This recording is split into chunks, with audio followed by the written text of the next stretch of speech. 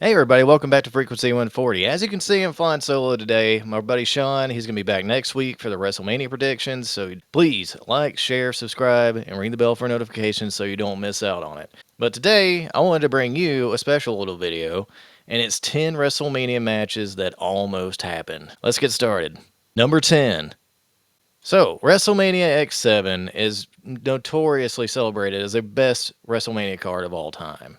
You would have Shane McMahon versus Vince McMahon. You would have the Texas Rattlesnake versus The Rock in the main event. You would have the Battle Royal. You would have so many great matches in this thing. And then you would also have a match with Triple H. Now, it wasn't initially going to be The Undertaker in this match. It was actually going to be Iron Mike Tyson. And it was going to be a wrestler versus boxer match. And what it was going to be, Tyson would be in boxing gloves, and then, obviously Triple H would be the wrestler. I think we can all assume there'd be certain rules for knockouts and pinfalls, especially with something involving Mike Tyson. However, the reason why this match didn't happen was because it was just so expensive to get Mike on the card. Trashed the idea, and we ended up getting the first match of the trilogy between Undertaker and Triple H, which, hey, ain't too bad. Number 9, we're going to take you back to 2016, and it was all but destined to see the Beast versus Bray Wyatt. Now, there really isn't too much of a reason to why we didn't get this match, other than basically what I've read is that Dean Ambrose is on the ascent, right? So they wanted him to have something big to do at WrestleMania that year, and it was going to be in AT&T Stadium in Dallas, Texas, and over 100,000 fans showed up. And in a way, it's kind of sad we didn't get the Wyatt and Lesnar match, because I think it would have been a better match, to be honest. Because the match we got with Ambrose, it wasn't that it was bad, it was just wasn't what I expected out of it. And we would get, for some reason, the Wyatt family get thrown to The Rock in a 6-second match with Eric Rowan. So, poor Bray Wyatt. Number 8.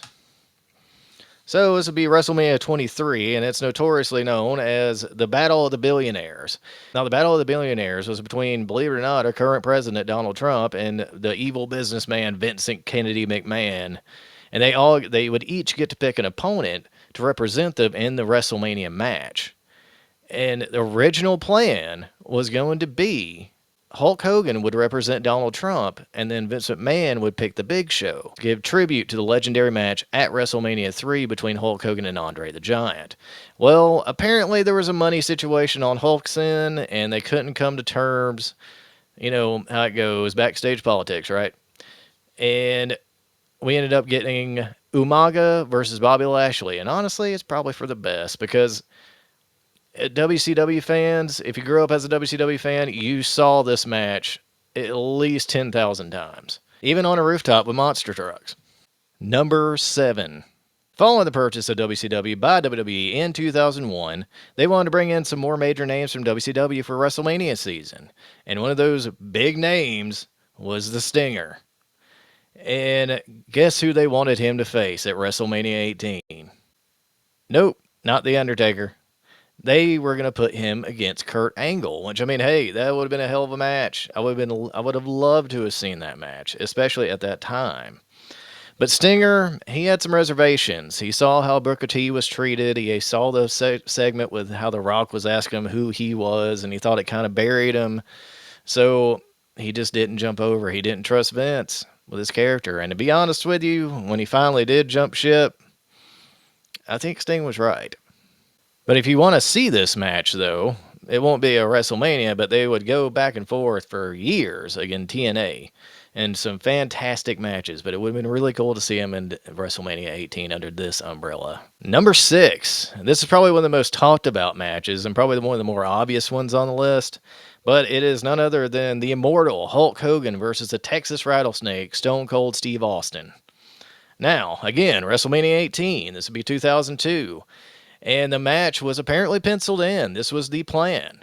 Going forward, when they knew the NWO was coming in and Hogan was going to be there, they had to get Hogan at Mania, which, hey, who can blame him? However, Austin didn't want to do the match. He declined it.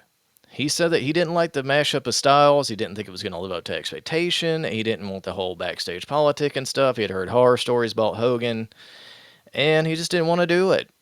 So we never got that amazing match between Austin and Hogan. And it's a damn shame. But we did get The Rock versus Hogan, which was fantastic. Number 5. So we're heading into WrestleMania 22. And it has been said and previously reported by multiple sources that the plan that year was to have the Heartbreak Kid, Shawn Michaels, versus none other than Eddie Guerrero. Like, imagine that. That match would have been phenomenal. We would still be talking about that match. I guarantee it, if it was able to happen. Unfortunately, though, this would be right around the time we would lose Eddie Guerrero. And it's a shame we didn't get to see it, because I think I can speak on behalf of all wrestling fans. We would have loved it. And rest in peace to one of the legends, Eddie Guerrero. Number 4. Going to WrestleMania 20 with this one. And, okay, so we did get this match at WrestleMania 5. And in fact, it was a Mega Powers Explode. And apparently, oddly enough, but what I've read, Randy Savage was lobbying really hard to try to get a rematch with Hogan at WrestleMania 20 to commemorate, what they'd done for the company in the 80s. But what Jim Ross was saying, he just didn't think it would be that good, considering both men were up in age at this point, and they just didn't really see them. They didn't really see the potential in it. And I can't really blame JR for saying that, but at the same time, I would have loved to have seen Randy come back in for at least one more match. He deserved it. Rest in peace, Macho Man. Number 3. So, it'd be WrestleMania 8 in the Hoosier Dome. And the main event was actually announced that it was going to be Hulk Hogan versus Ric Flair. So they did the circuit loop, but Vince was still skeptical. He wanted to see if this would draw money and attention the way that everyone else thought it was going to, and apparently it didn't live up to Vince's expectation of drawing power and money at the gate. So he switched tactics, and instead we got a co-main event where we got Macho Man Randy Savage versus Ric Flair, and then Hulk Hogan versus Sid Justice in the main event of WrestleMania 8. Now, I don't know what the hell Vince was thinking, because let me tell you, when these two did face off at Bash of the Beach 94, it made bukus of monies. And you missed out, Vince. Number 2. Now, we would get this match eventually, but it would only happen on an episode of Monday Night Raw. We're at WrestleMania 20, Madison Square Garden, sold out. And the match that we're talking about here is Vince McMahon versus Eric Bischoff. And the Monday Night Wars come to life again. And I don't know if this match would have been any good, but it would have been a lot of fun to see. I would imagine Vince would win. I doubt Vince is ever going to let anybody from WCW win. He's notorious for never let anyone win, hardly ever. And I don't know. This match is just kind of, like I said, it'd be a lot of fun, but I don't know if it'd be any good. Number 1.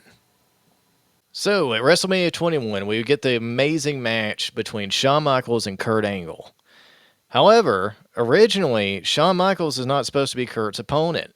His original plan was to get none other than the Excellence of Execution back in the ring at WrestleMania 21. And what a technical masterpiece that would have been.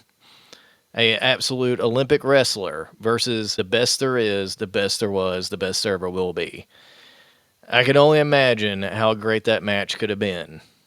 But unfortunately, due to Bret's stroke, this match was never able to happen, and Lloyd's of London, being his insurance company, basically told him, if you take anything, any kind of a bump that we see or we deem unnecessary, all your insurance is gone. And unfortunately, there's really not too many insurance companies out there that, will actually insure professional wrestlers. And that's why we never got that phenomenal dream match that could have happened at WrestleMania 21. Well, that'll do it, folks. Hope you enjoyed the episode, and please like, share, subscribe, ring the bell for notifications. You can follow us on F140 at Instagram. You can follow us on Frequency 140 Podcast on Patreon. But always this, Freaks, Geeks, Nerds Unite. Let's take over the world.